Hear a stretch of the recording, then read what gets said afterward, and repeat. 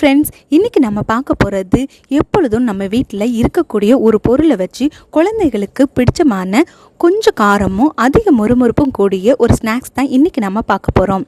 இதை எப்படி பண்ண போகிறோம் அப்படிங்கிறத பார்க்குறதுக்கு முன்னாடி இப்போ தான் ஃபஸ்ட் டைம் என்னுடைய சேனலை பார்க்குறீங்கன்னா ப்ளீஸ் சப்ஸ்கிரைப் பண்ணுங்கள். பக்கத்தில் இருக்கிற பெல் ஐக்கானை கிளிக் பண்ண மறந்துடாதீங்க. வாங்க வீடியோக்குள்ளே போகலாம். இப்போ நம்ம இதுக்காக 1 கப் ரவை எடுத்துக்கிறோம். 1 கப்புங்கிறது ஒரு அளவு தாங்க. உங்களுக்கு எவ்வளோ ஸ்நாக்ஸ் வேணுமோ நீங்கள் அதுக்கேற்ற மாதிரி அளவு எடுத்துக்கலாம். இப்போ நம்ம இதை என்ன பண்ண போகிறோம்னா மிக்சியில் போட்டு நல்லா கிரைண்ட் பண்ணி பவுடராக்கி எடுத்துக்க போகிறோம்.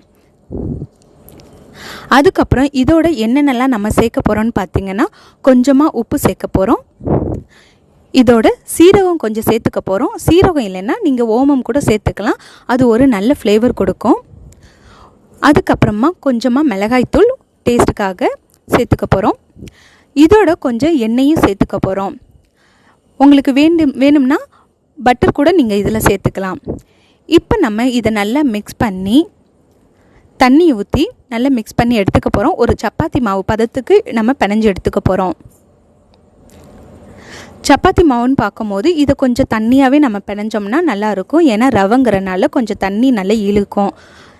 இப்போ நம்ம இது பிணைஞ்சாச்சு.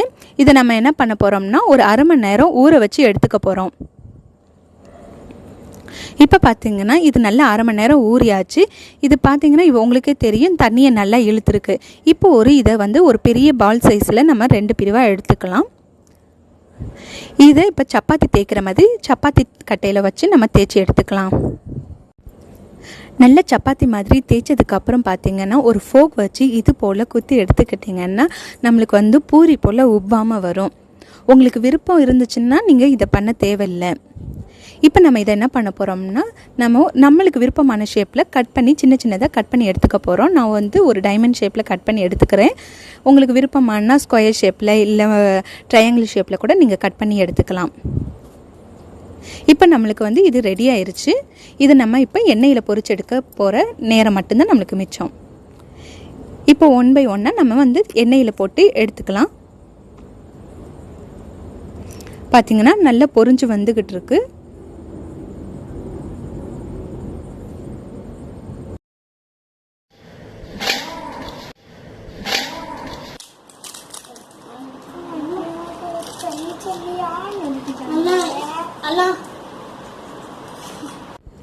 என்ன ஃப்ரெண்ட்ஸ், 1 கப் ரவை வச்சு ஈஸியான ஸ்நாக்ஸ் எப்படி பண்ணுறதுங்கிறத பார்த்தோமா? இனிமேல் உங்கள் குழந்தைங்க ஸ்நாக்ஸ்ன்னு கேட்டால் இதை ஈஸியாக நீங்கள் செஞ்சு கொடுக்கலாம்.